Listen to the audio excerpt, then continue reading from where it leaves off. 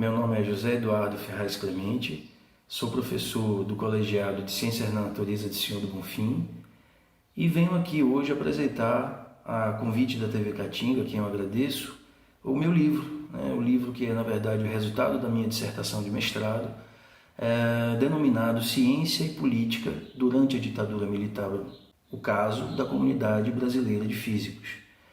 Bom, esse trabalho ele se insere entre 1964, o golpe civil-militar, e 1979, que é justamente o ano da anistia. Esse trabalho é um trabalho de história da ciência.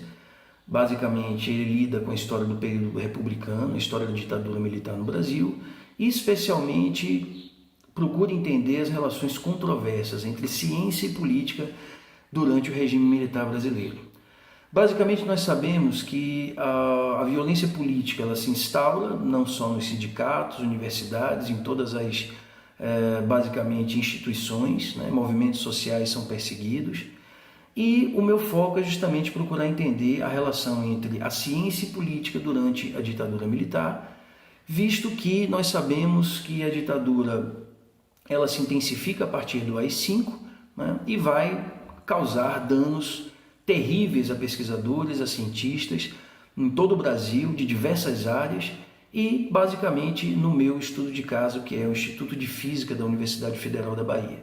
O livro, portanto, se divide em 3 capítulos. No primeiro momento, basicamente, nós temos um panorama nacional, das perseguições, as instituições científicas, as universidades.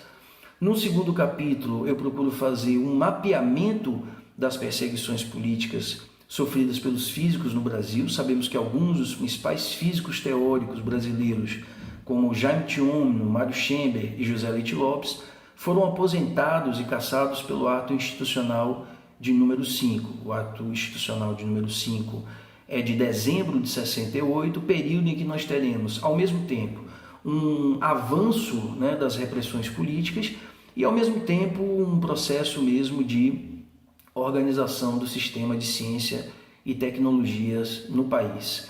Mas, basicamente, esse trabalho se foca na questão das perseguições. Então, nesse segundo momento, nesse segundo capítulo, eu procuro fazer esse mapeamento das perseguições aos físicos. E no terceiro capítulo é um estudo de caso, onde eu procuro identificar, basicamente, eu poderia dizer, um microcosmo dessas perseguições sofridas pelos físicos na Bahia. Então, nós temos no Instituto de Física, eu pude analisar documentos sigilosos, reservados, que basicamente eram emitidos pelo SNI ou pelas divisões de segurança e informação, que estavam instalados, no caso, no MEC, no Ministério da Cultura, e a assessoria especial de segurança e informação, instalada no gabinete da reitoria da Universidade Federal da Bahia durante a ditadura. Isso também ocorreu em todas as universidades. Hoje nós sabemos que o meu estudo de caso, basicamente, ele se configura como apenas uma peça no mosaico nacional, digamos assim. Então, naquele contexto, nós podemos observar correspondências pressionando, procurando saber da participação dos estudantes, da participação dos professores, no caso, físicos do Instituto, em reuniões científicas.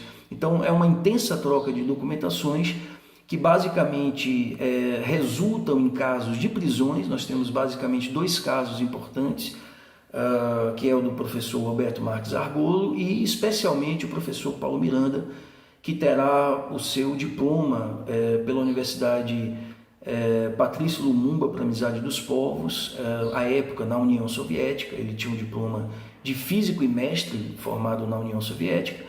Quando volta ao Instituto de Física, começam as perseguições e isso resulta no seu processo de demissão. Então, a documentação pode nos levar a um histórico, digamos assim, de resistência, protesto e, basicamente, contestação ao regime militar. Então, se algumas instituições favoreceram os expurgos e as perseguições, o Instituto de Física resistiu e, basicamente, contestou o processo de cassação política e, basicamente, procurou defender os seus professores. Obrigado, mais uma vez, eu agradeço a TV Caatinga, a editora Saga, que lançou esse livro, e Obrigado a todos, fiquem bem.